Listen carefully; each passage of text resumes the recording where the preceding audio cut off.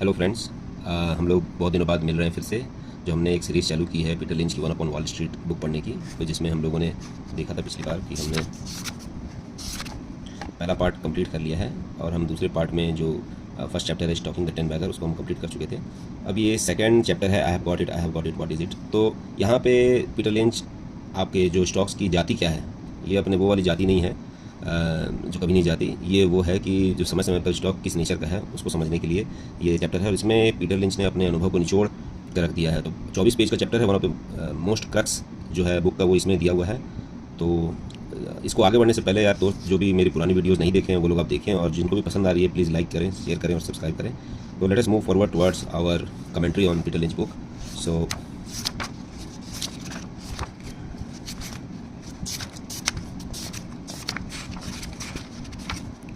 हाँ, तो अभी हम लोग इस पे आते हैं कि यहाँ पे जो बात कर रहे हैं, तो पीटर लिंच इस चैप्टर 7 में ये कहना चाह रहे हैं कि मान लो कोई भी स्टॉक आपकी नज़र में आया है, चाहे वो ऑफिस से, शॉपिंग मॉल से, या आपकी सासू माँ ने बताया हो, आप खाना खा रहे हो वहाँ देखे हो, तो बस ऐसा नहीं है कि बस जाके खरीद लो, ठीक है। क्योंकि अगर कहीं दुकान पे भीड़ लगी है या फिर कहीं बहुत ज़्यादा ऑर्डर आ रहा है, दे नहीं पा रहा है, तो इसका ये मतलब नहीं है कि जाके चाप दिए उसका शेयर, समझ रहे हैं। तो इससे आप ये समझ में आ जाएगा आपको कि थोड़ा डिस्पैशनेट होकर जांच करना जरूरी है। कि आप मान लीजिए नहीं जानते हैं उस स्टॉक को, तो उसमें आप जो है रैशनल एलिमेंट से क्या उसको देखेंगे, उससे समझेंगे, उस तरीके से आपको देखना जरूरी है। ये नहीं कि चचा हैरी खरीद रहे हैं और वो तो अमीर हैं तो उनको तो पता ही होगा, क्योंकि जो पिछला वाला स्टॉक था उनका वो डबल हो गया था तो हम भी ले लेते हैं। तो ये आप पीटर लिंच कह रहे हैं कि किसी भी कहानी को समझना है तो इतना कठिन नहीं है, मैक्सिमम 2 घंटे लगेंगे। और जो है वो चीज़ आप अगले चैप्टर में बताएंगे वो कि कैसे मिलना है जानकारी वगैरह स्टॉक की। देखिए ये चैप्टर है लंबा, तो थोड़ा पेशेंस रखिएगा। मैं इसमें फन एलिमेंट डालने की कोशिश करूँगा कि जो बोरिंग ना हो, मगर इनहेरेंट नेचर ही पढ़ने का बोरिंग है, तो अब इसमें क्या कर सकते हैं। तो ये होमवर्क हमको करना जरूरी है। जितना शॉर्ट टर्म उतार चढ़ाव से बचना जरूरी है, उतना ही ये हमको पता लगाना जरूरी है कि किस जाति का है। तो अगर हमको स्टॉक मार्केट में सक्सेस पाना है, तो कुछ लोग हो सकता है बिना कोई रिसर्च के मार्केट में पैसा बना लें, तो मगर तुम क्यों ऐसा करोगे, क्यों पंगा लेना है। ये तो वही बात हो गई ना कि भैया ताश खेलना है, पत्ते देखना नहीं है, तो अंधाधुंध सब चीज़ काम करना है। तो ये बता रहे हैं कि स्टॉक एनालिसिस का धंधा जो है इतना भौकाली वाला और टेक्निकल बना दिया है लोगों ने कि जो है लोग बिना समझे कुछ, बस खाली कोई रिकमेंड कर रहा है तो भैया कुछ सोच समझ के कर रहा होगा तो उसके मन मुताबिक कर देते हैं इन्वेस्ट। तो इस पर ये हंसतूत की कहानी बताते हैं। हमारे फिर हंसतूत भैया आ गए, वो जो है राशन खरीदते थे तो उसका लेबल पढ़ते थे, उसमें कितना वजन है, क्या है, कब एक्सपायरी है और कितना दे रहा है, इसमें कितना सेविंग है, डिस्काउंट है, 10 तरह की चीज़ देखते थे, क्वालिटी देखते थे, कंपेयर करते थे। मतलब तेजन सिंह थे। तो वो बोल रहे हैं कि भैया जो है ये सब चीज़ में तुम राशन पानी में तेजन सिंह बन रहे हो, और जहाँ स्टॉक पढ़ना है, उसका एनुअल रिपोर्ट पढ़ना है, वहाँ पे तुम तेजन सिंह बनते नहीं हो, समझ रहे हो। तो वहाँ पे इतना ज़्यादा ध्यान देना जरूरी है ना कि जैसे जान लगा रहे हो तुम राशन पानी में, वैसे जान लगाओ स्टॉक के बारे में। 5 मिनट तो दो कम से कम कि क्या है तुम्हारी जो है प्रोडक्ट के बिसात पे अगर तुम्हारी टिकी है तो प्रोडक्ट क्या है, नहीं है, वो चीज़ समझो। क्या बॉटम लाइन क्या है, उसका इफेक्ट क्या है। जैसे मान लीजिए आप यहाँ पे एक आर्टिकल बता रहे हैं कि प्रॉक्टर एंड गैम्बल, इसका एक बहुत बड़ा उदाहरण है कि क्या हम बोल रहे हैं। तो बोले थे कि भाई 1970 के दशक में जो हम डिस्कस किए थे उसमें 2 प्रॉफिटेबल कंपनी थी, एक थी लेग्स और दूसरी थी पैम्पर्स। तो जो भी बच्चे लोग से रिलेटेड जो जानते होंगे बेबी को कि भाई पैम्पर्स कितना है, उसका जो है जो डायपर वाइपर आता है वो बहुत कितना अच्छा रहता है। तो प्रॉक्टर एंड गैम्बल ही बनाता था, पर अकेले पैम्पर्स के भरोसे अगर आपने प्रॉक्टर एंड गैम्बल ले लिया तो बुरा फंसेंगे। क्योंकि भैया उसमें देख तो लो, 5 मिनट में क्लियर हो जाएगा कि प्रॉक्टर एंड गैम्बल का जो बहुत बड़ा विशाल का कंपनी, उसमें पैम्पर्स एक पिद्दी सा काम करता है, छोटा सा हिस्सा है। तो ऐसा नहीं है ना कि जो कमाल लेग्स ने किया था हिंस कंपनी के लिए, वही पैम्पर्स तुम्हारा पीएनजी के लिए कर देगा, है ही नहीं मुमकिन। तो अगर प्रोडक्ट के बिसात पे भी दाव खेल रहे हो तो जैसे ये तो देख लो कि प्रोडक्ट जो है कितना, मान लीजिए उसके ऊपर में वेटेज रखता है रेवेन्यू का, तो उधार होगा कि नहीं होगा, बॉटम लाइन में क्या असर आएगा, वो सब चीज़ देखने बोल रहे हैं। एक एग्जांपल बता रहे हैं बहुत यहाँ पे हास्यास्पद कि जॉनसन एंड जॉनसन कंपनी का एक रेटिन ए बोल के प्रोडक्ट था। तो वो रेटिन ए जब आया था तब वो जो है मतलब कि कील मुँह से पिंपल वगैरह हटा देता था। डॉक्टर ने सजेस्ट भी कर दिया, सबको लगा कि भैया ये तो मतलब एंटी एजिंग क्रीम है, जवानी का झरना मिल गया जॉनसन जॉनसन को, तो सब इसी के बिसात पे लगा दिए। उसका मार्केट क्या बढ़ा दिया 1.4 बिलियन से। पर रेटिन ए का टोटल सेल्स कितना था, सिर्फ 30 मिलियन का। तो आप सोच के देखिए कि 30 मिलियन का अगर सेल्स में अगर डबल भी कर लेगा तो $60 मिलियन। तो इतना सिर्फ 1 बिलियन कहाँ मिलियन, तो इतना मार्केट का बढ़ाने का कोई मतलब है। तो इस तरह का पागलपंती स्टॉक मार्केट में चलता रहता है। अब पागलपंती का आपको फायदा उठाना है कि खुद पागल बनना है, वो आपके ऊपर डिपेंड करता है। तो कह रहे हैं कि ब्रिस्टल मायर के जो एस्पिरिन की इस तरह की कहानी चली थी, उसमें इन्वेस्टर जो है ज़्यादा इन्फॉर्म्ड थे। उसी तरह से स्टर्लिंग जो ड्रग थे उसके एस्पिरिन के जो थे वो भी मतलब उसके भी रेवेन्यू का 6.5% था और प्रॉफिट का 15%। तो उसमें भी आप एस्पिरिन का प्ले कर सकते थे कि हाँ भाई एस्पिरिन क्योंकि एक सिग्निफिकेंट हिस्सा था। फिर एक आर्टिकल यहाँ पे बता रहे हैं कि big companies and small moves, की मोटा हाथी और धीमी चाल। तो किसी कंपनी की साइज से ही उसको अंदाज़ पता लग जाएगा कि आपको कि उसे आप क्या उम्मीद कर सकते हैं, ठीक है ना। एक आध प्रोडक्ट को छोड़ दें तो बड़ी कंपनी बड़े बड़े मूव्स नहीं दिखाती आपको कि आपका मतलब कि 2 साल में ही आपको 2 गुना 5 गुना कर दिया है। तो 2 साल में जैसे अगर कोका को ले लीजिएगा तो 4 गुना नहीं करेगी आपको। हाँ, कभी अगर बहुत गिरा पड़ा है तो रिकवरी के टाइम पे आपको 2 गुना हो सकता है 5 साल में। तो वही चीज़ बता रही है। टर्न अराउंड की बात अलग है, इसमें टर्न अराउंड को आप इंक्लूड नहीं कीजिएगा, क्योंकि टर्न अराउंड जो है वो मल्टी बिलियन डॉलर है धंधा है, वहाँ से आपको 10 बैगर जो है नहीं मिलता है। टर्न अराउंड थोड़ी अलग बात है, ठीक है। तो अब जैसे मान लीजिए यहाँ जनरल इलेक्ट्रिक की बात बताइए कि जो इतना बड़ा हो गया है कि यूएस का ग्रॉस नेशनल प्रोडक्ट का 1% हिस्सा है, मतलब किसी भी आदमी के द्वारा $1 खर्चा जाता है तो उसमें 1 पेनी जो है जी को मिलता है, तो जनरल इलेक्ट्रिक को। तो अब ये मान लीजिए अब इसमें जनरल इलेक्ट्रिक की गलती नहीं है ना, ऑलरेडी बहुत बड़ा हो गया, मतलब ये वही वाली बात होगी। जनरल इलेक्ट्रिक जैसे अपना मुन्ना भाई एमबीबीएस में था ना, वो आदमी बोलता था कि भैया मैंने कभी शराब नहीं पी, सिगरेट नहीं पी और कभी किसी लड़की को हाथ नहीं लगाया, तो मुझे ये गंदी बीमारी कैसे लग गई। तो वो वही वाली बात हो गई कि भाई जी की गलती नहीं है, जी ने एक्विजिशन सही किया, कॉस्ट कटिंग करी, सक्सेसफुल नए प्रोडक्ट बनाए, झूठ मूठ के जो सब्सिडरी नहीं खोले, कुछ खोले भी थे तो कंप्यूटर के धंधे में मतलब थोड़ा बहुत कूदने की कोशिश किया था, फिर वापस निकल गया, तो फिर भी उसका स्टॉक क्यों रेंग रहा है? तो अब तो क्योंकि ऑलरेडी बहुत बड़ा हो गया है। तो अब यहाँ से जी के पास कोई चारा नहीं है कि इतना बड़ा होने के बाद भी अब बढ़ता जाए और फास्ट ग्रोथ ही स्टॉक प्राइस को धकेलता है, और फास्ट ग्रोथ नहीं है तो कहाँ से बढ़ेगा शेयर? तो अगर बाकी सब कुछ बराबर भी हो तो आप छोटे कंपनी के साथ बेहतर करोगे, यही कह रहा है। यहाँ पे एग्जांपल भी बताया कि भाई जी की जगह आप लाख मिंटा ले लेते तो ज़्यादा अच्छा रहता, आप smaller company pick and save ले लेते सीयर्स के बजाय तो बेटर रहता, रिटेल चेन था दोनों। और उसको हम लोग मतलब इंडियन कॉन्टेक्स्ट में भी दे सकते हैं कि भाई ट्रेंट लें कि V2 लें कि वी-मार्ट लें कि क्या है क्या लें। तो वैसे ही जो है अपना शेयर होल्डर यूएस स्टील के मुकाबले न्यूकोर में ले लेते तो ज़्यादा बेटर रहता। अमेरिकन होम प्रोडक्ट्स की कई चीज़ चल रही थी तो उसके अंदर में आप उसको जगह छोड़ के स्मिथ क्लीन बैकमैन ले लेते तो ज़्यादा बेटर रहता। तो 6 जाति की यहाँ पे बात कर रहे हैं स्टॉक्स की, जो अब इसका कोर कंटेंट है। देखिए थोड़ा वीडियो लंबा हो जाएगा मगर पूरा देखिएगा, ये इसमें जो है बहुत ज़्यादा एक्सपीरियंस है पीटर लिंच का, तो डोंट मिस इट। तो यहाँ पे वो बताते हैं कि जैसे स्लो ग्रोवर हैं, स्टाल वार्ड्स हैं, फास्ट ग्रोवर है, साइक्लिकल है, एसेट प्ले है, टर्न अराउंड है। तो यही बोल रहा है कि यही 6 तरीका है जो मतलब यूजफुल डिस्टिंक्शन कोई भी इन्वेस्टर इससे बना सकता है। और भी कई तरीके से लोग करते हैं पर मेरे लिए जो है वो सबसे बेस्ट है, ठीक है।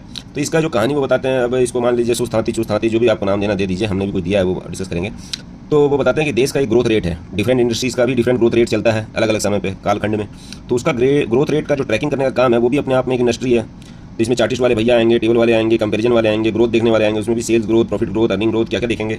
तो ये सारी चीज़ जो है वो ये है। तो उसमें ये बताते हैं कि फास्ट ग्रोइंग कंपनी जो है वो जो बहुत तेज़ी से बढ़ती है वो 20 से 30% साल का अगर मान लीजिए ग्रोथ कर रही है तो यहीं आपको जो है फड़का मिलेगा, एक्सप्लोसिव स्टॉक मिलेगा।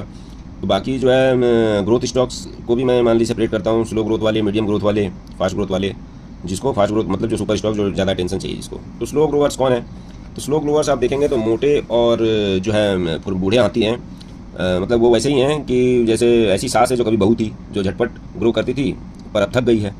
जैसे 1950-60 के दशक में इलेक्ट्रिक यूटिलिटीज़ वगैरह जो थे वो धकाधक बढ़े थे मगर अब धीमे धीमे बढ़ते हैं, क्योंकि उस समय इलेक्ट्रिक कंजम्पशन थीम था, हाई ग्रोथ थीम था। तो मेरे दोस्त था, अब तो नहीं है। 1970 में जो दाम बढ़े तो लोगों ने एफिशिएंसी की तरफ चालू कर दिया। तो जहाँ पे भी मतलब एफिशिएंसी बहुत ज़्यादा बढ़ने लगती है वहाँ पे आप देखिएगा कि डिसरप्शन होता है और वहाँ पे दूसरी इंडस्ट्री पनपने लगती है, फिर उससे ग्रोथ गायब हो जाती है। जैसे अगर आप मान लीजिए एआई एक डिसरप्शन कर रहा है आईटी में, तो आईटी की ग्रोथ खत्म हो जाएगी, एआई की बढ़ेगी। तो ये चीज़ें मतलब यहाँ पे लिखी नहीं है, बट ये मेरा मतलब कि जो ऑब्जर्वेशन है वो भी मैं आपके साथ में जो है शेयर कर रहा हूँ। तो वही चीज़ यहाँ पे कह रहे हैं। तो ये कह रहे हैं कि भाई ये जो किस तरह से क्या हुआ कि पहले जैसे आज नहीं तो कल हर एक कंपनी फास्ट ग्रोइंग जो है वो स्लो हो जाती है। लोग सोचते हैं कि ये जवानी नहीं ढलेगी पर ढलती है हरदम। पहले जब रेल रोड की कहानी चली थी उसके बाद कार फास्ट ग्रोथ इंडस्ट्री बनी, फिर कुछ समय बाद स्टील बनी, फिर केमिकल बनी, फिर इलेक्ट्रिक यूटिलिटी बनी, फिर कंप्यूटर बने। तो कंप्यूटर जब स्लो हो गया, IBM और ये सब जो भी डिजिटल करने वाले हैं, तो फिर IT बनी। IT अब स्लो हो रहा है, तब देखिए अब AI बन सकता है। तो ये जो चीज़ चल रहा है वो चीज़ को उन्होंने यहाँ पे बताया है। फिर हम लोग आते हैं यहाँ पे कि स्लो ग्रोवर को पहचानना बहुत आसान है चार्ट से। वो कह रहे हैं कि इसमें इसके जो है स्लो ग्रोवर के चार्ट में पहाड़ी नहीं दिखेगी आपको, बस गड्ढा और टीला दिखेगा छोटा छोटा। तो वही वालमार्ट को आपको देखोगे तो रॉकेट लॉन्चर जैसा दिखेगा, ठीक है। तो यहाँ पे इसका साथ साथ में यहाँ पे दिखा रहे हैं ये ग्राफ कि यहाँ पे कह रहे हैं no excitement here, earning and stock price have grown slowly over the past 15 years. तो ये आपका मान लीजिए वो दिखा रहा है कि स्लो ग्रोवर है जैसे हुस्टन इंडस्ट्रीज है, ठीक है। और वही चीज़ अब वालमार्ट का जो दिखा रहा था तो उसका भी ग्राफ यहाँ पे देखिए, ये रॉकेट लॉन्चर उनको दिख रहा है वालमार्ट का, ठीक है। तो ये देखिए रॉकेट लॉन्चर है चाहे जो भी है वो कहना चाह रहे हैं, तो उसको ग्राफ पे आपको दिखा दिए।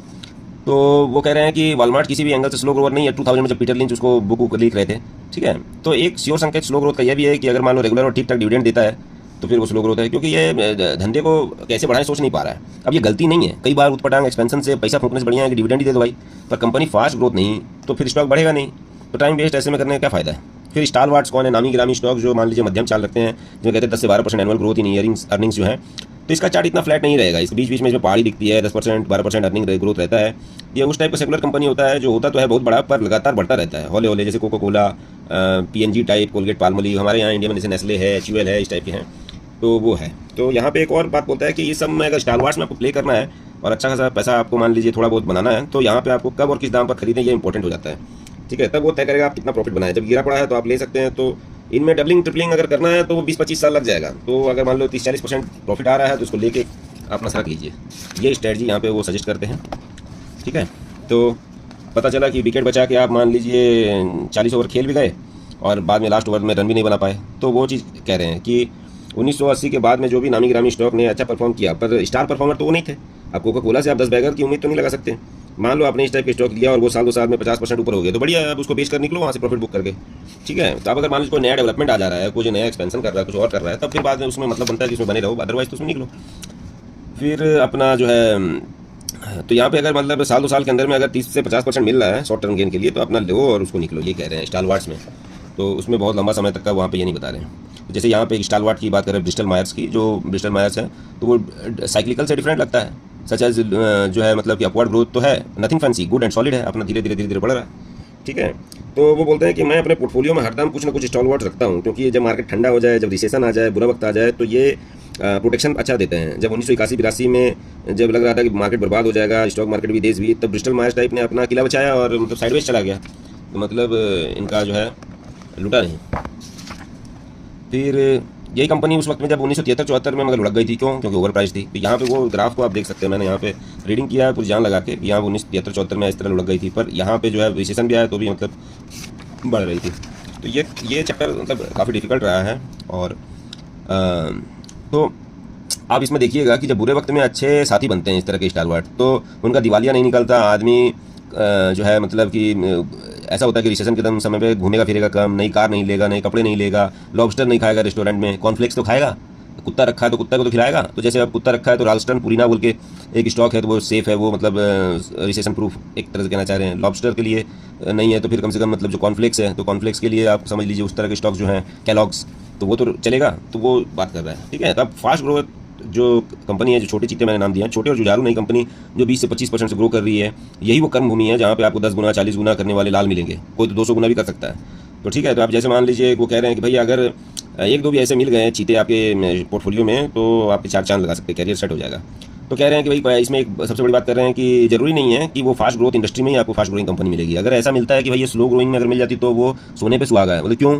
अब देखिए बियर इंडस्ट्री बहुत स्लो ग्रोथ कर रही थी, पर ये जो बडवाइजर बनाने वाली कंपनी एनहज़र-बुश, वो मतलब फास्ट उसने, क्योंकि जब बाकी लोग स्लो कर रहे हैं और आप तेज कर रहे हैं तो आप मार्केट शेयर खींच लेंगे बहुत तेजी से, तो वो और भी बढ़िया बात है। जैसे होटल इंडस्ट्री 2% से ग्रोथ कर रही थी, मेरियट धगाधक ग्रोथ कर रही थी 20-25% से, तो उसने ये किया। टैको बेल जो है फास्ट फूड बिजनेस में ऐसा किया, वालमार्ट ने जनरल स्टोर में किया, द गैप ने अपना रिटेल क्लोथिंग में किया। तो यही सब जो आप स्टार्ट बिजनेस है वो एक जगह पे कामयाब होते हैं और अपना वही जो है विनिंग फार्मूला मॉल दर मॉल, शहर दर शहर रिपीट करते हैं, और इस तरह से वो लोग आगे बढ़ते हैं। समझ रहे हैं? तो आपको वही चीज़ बता रहे हैं कि यहाँ पे तो मार्केट कैप्चर करने के लिए अच्छा होगा, है ना। तो अगर मान लीजिए, तो वो बोलते हैं कि रिस्क भी है मगर स्मॉल कैप में। तो क्या चीज़ का रिस्क है? तो मतलब जो कंपनी ज़्यादा ही उड़ने लगेगी और मान लीजिए पैसा ना कौड़ी, बीच बाजार में दौड़ा दौड़ी, मतलब अंडर फाइनेंस है नहीं तुम्हारे पास में पैसा और तुम दौड़ रहे हो, झूठ मूठ एक्सपेंशन किए जा रहे हो, वो एक मतलब ROE बहुत ज़्यादा ही कम है, और मान लीजिए ग्रोथ आपकी ख्वाब बहुत बड़े बड़े हैं, तो फिर वो कैश तो आपका डिप्लीट करना पड़ेगा ना। इक्विटी डाइल्यूट करेंगे आप, कई तरह की चीज़ें आपके साथ, डेट ले लेंगे, फिर डेट ले लेंगे तो डेट सर्विसिंग करेंगे, इधर उधर कुछ हो गया तो रिस्क ज़्यादा बनता है। तो मतलब जितना चादर है उतना पैर पसारो वाली बात ज़्यादा सही रहती है। तो उस टाइप का वो बोल रहे हैं कि अगर ज़्यादा ही ओवर जेलस हो गया कि भाई ये करेंगे ही, तो फिर दिक्कत हो जाती है। ठीक है, तो रिस्क हार तभी बढ़ जाता है।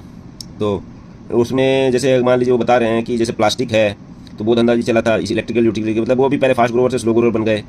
तो जो बोलते हैं कि ये कि जो भी फास्ट ग्रोवर से जब स्लो ग्रोवर बनता है तो फिर उसको बहुत गंदा गिराता है वॉल स्ट्रीट उस फास्ट ग्रोवर को, क्योंकि जिसका स्टेमिना खत्म हो रहा है। तो जैसे 1960 में प्लास्टिक की यही कहानी थी, फिर डॉ केमिकल की यही कहानी हुई, क्योंकि उसके अंदर में साइक्लिकल वाले लक्षण आ गए थे। फिर 1960 का एल्युमिनियम में, फिर कारपेट में। तो इस तरह से सभी यही है कि वो फिर GNP टाइप ग्रोथ दे देते, जो GDP GNP है उसके हिसाब से। तो फास्ट ग्रोवर की जाति में गलती करना गुनाह है। छोटे फास्ट ग्रोवर की जान भी जा सकती है, वहीं बड़े फास्ट ग्रोवर जो है वो अधमरा हो जाएंगे। समझ रहे हैं कि वो अधमरा करके छोड़ता है बाजार, उसका जो PE हटा देता है। इसीलिए जो है मतलब कि क्योंकि यहाँ बच जाते हैं बैलेंस शीट में, मतलब अच्छा प्रॉफिट वगैरह कर रहा है तो वही बच पाता है। ठीक है, अब यहाँ पे साइक्लिकल की बात करते हैं। ये चौथी जाति है स्टॉक की। तो जैसे मान लीजिए वो कहते हैं कि जिसका सेल्स और प्रॉफिट ऊपर नीचे होता रहता है प्रेडिक्टेबल फैशन में नहीं, तो उसको हम लोग साइक्लिक इंडस्ट्री कह सकते हैं। ठीक है, तो जो ग्रोथ इंडस्ट्री है उसमें तो धंधा बढ़ता रहता है, बढ़ता ही जाता है, पर साइक्लिकल में कभी धंधा एक्सपेंड करता है, कभी कॉन्ट्रैक्ट करता है। तो वो बोलते हैं कि जैसे ऑटो, एयरलाइन का धंधा, टायर, स्टील, केमिकल सब साइक्लिकल है। यहाँ तक कि डिफेंस भी साइक्लिकल है, क्योंकि जो है कैसा जो है मतलब कि एडमिनिस्ट्रेशन है उस पर भी डिपेंड करता है कि डेमोक्रेट हैं कि रिपब्लिक हैं। तो उस पर डिपेंड करेगा कि ये डिफेंस वाला जो है वो साइक्लिकल बनी जाता है। तो साइक्लिकल का चार्ट पीटर लिंच कह रहे हैं कि एक झूठे आदमी का पॉलीग्राफ टेस्ट के जैसे मेल खाता है, वो कभी ऊपर कभी नीचे, तो उससे आप पता लगा सकते हैं कि भाई साइक्लिकल है। तो ये जैसे आपको एक फोर्ड मोटर कंपनी का चार्ट दिखाया है, तो यहाँ पे बोलते हैं कि साइक्लिकल में देखिए टाइमिंग ही सबसे इंपॉर्टेंट है, ठीक है। जैसे आल्प्स की पहाड़ी में घाटी और पहाड़ी होती है, वैसे ही यहाँ पे जो है आपको साइक्लिकल के ग्राफ दिखेंगे, ठीक है।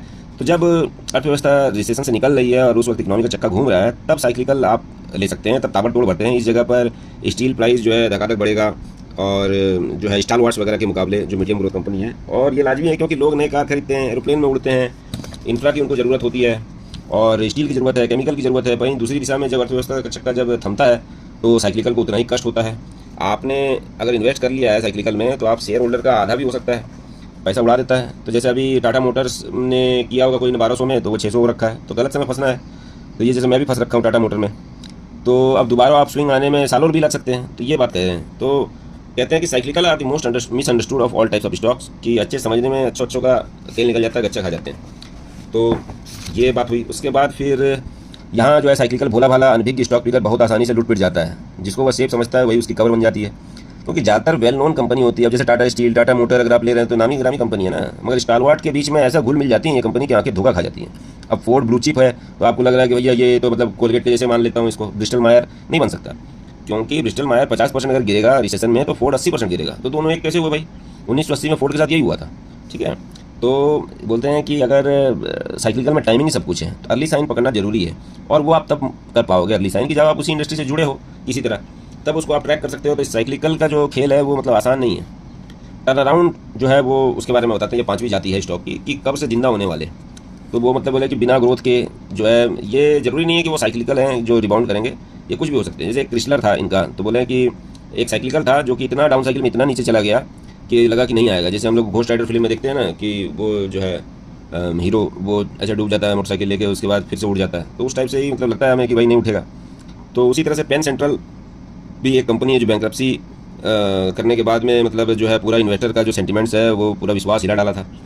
उसके बाद में ब्लू चिप जैसा, पेन सेंट्रल जैसा ब्लू चिप अगर हिल जाए तो फिर क्या है। मगर टर्न अराउंड के साथ इन्वेस्टिंग करने की जो सबसे मज़ेदार चीज़ है वो ये है कि जहाँ बाकी कैटेगरी मार्केट के साथ में जुड़े रहते हैं उतार चढ़ाव से, ये बिल्कुल जुदा होते हैं, इनको कोई मतलब नहीं है, इनका जब होगा टाइम आएगा तब ये करेंगे। तो वो कह रहे हैं कि मैंने अपने शेयर धारकों के क्रिसलर में बहुत पैसे बना कर दिए, 2 साल में 5 गुना कर दिया इन अर्ली 1982। मतलब फंड का 5% क्रिसलर में ही लगा दिया था। तो एक तरह से इसमें ज़्यादा, इससे ज़्यादा भी मतलब कई क्रिसलर से भी ज़्यादा रिटर्न देने वाली स्टॉक थे मेरे पोर्टफोलियो में, मगर इतना बड़ा पोजीशन मैंने सिर्फ क्रिसलर में लेकर रखा था। तो उस कारण से जितना क्रिसलर ने हमको पैसा कमा के दिया है उतना मतलब बहुत कमी। एक और है पेन सेंट्रल, तो ये दोनों ने हमें माला माल कर दिया है, ठीक है। तो बहुत लोग तो थे कि जो क्रिसलर के फ़ैन थे, उन्होंने तो मतलब कि $1.5 में ख़रीदा था और वो वहाँ से 32 बैगर बनाए उन्होंने, पर हम ऐसा नहीं किए थे। तो जो है यही है। तो पर ये बोलते हैं कि टर्न अराउंड ऐसा नहीं है कि जो है टर्न अराउंड के साथ turn around seldom turn around वाली भी बात है, कि कई तो ऐसे हैं जो मतलब योगी जी जो कहते हैं कि मिट्टी में मिला देंगे तो अपने मिट्टी में मिल गए। तो भाई अब ये कह रहे हैं कि उनकी दास्तान धूल में मिल गई, कभी सुने नहीं गए।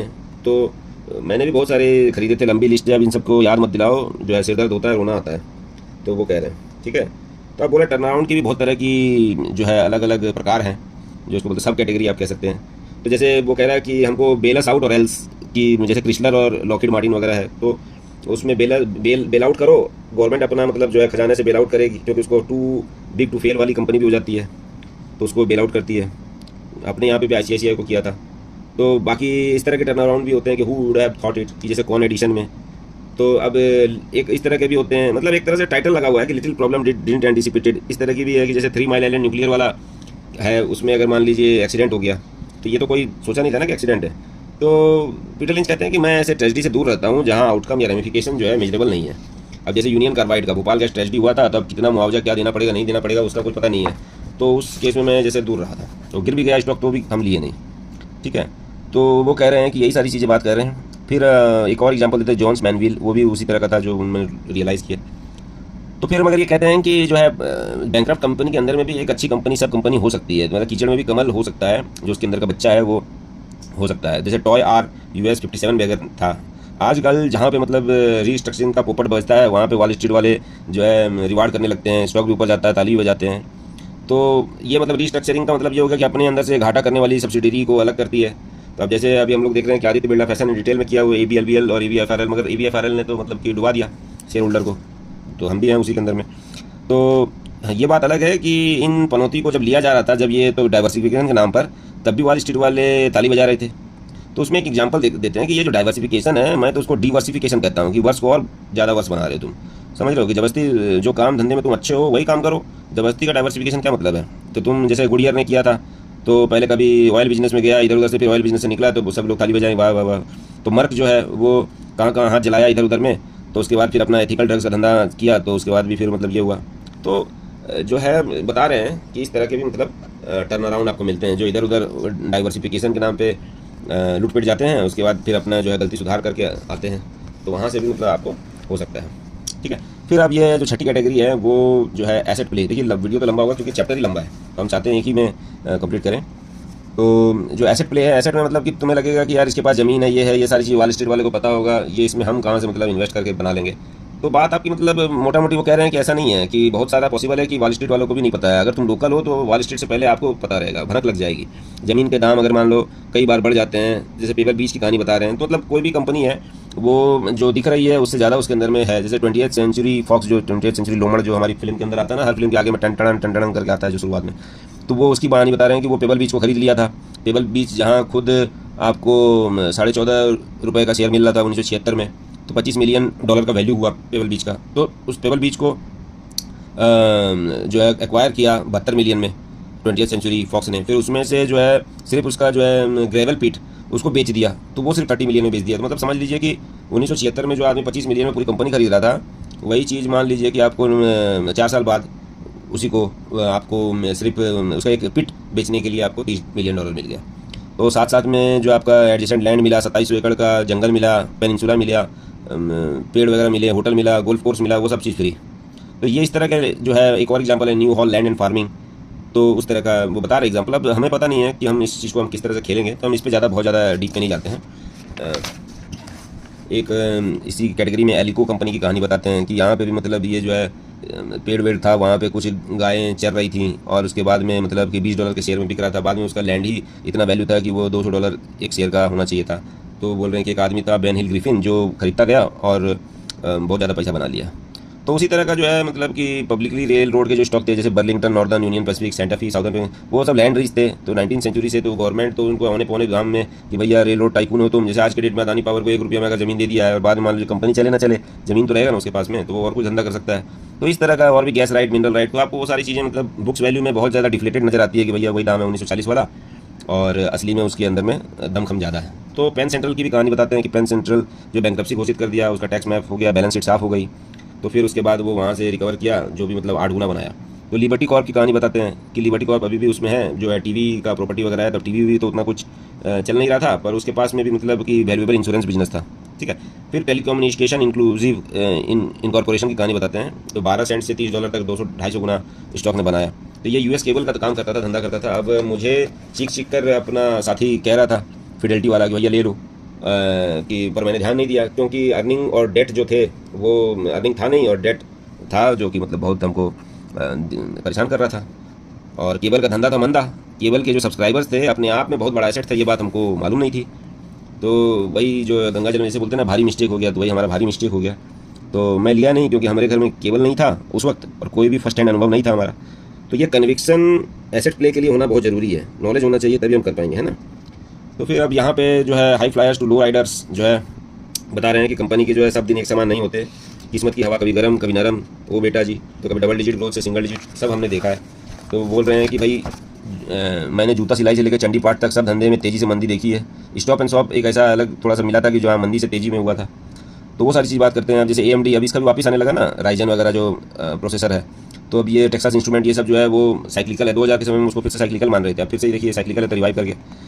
तो साइक्लिकल ही मौत के मुंह में जब वापस आते हैं तो उसको टर्न अराउंड बोलते हैं। तो कई टर्न अराउंड एसेट प्ले के कारण हो सकते हैं, जैसे हॉलीडे इन हो, फेडरेटेड हो, एलिड जो हो। मतलब कल को अगर मान लो मैकडी भी अगर बर्बाद हो जाए तो उसका एसेट प्ले बन जाएगा, क्योंकि उसके पास में भी बहुत सारी दुकान वगैरह जो खरीद के रखा होगा, ये कर रखा होगा।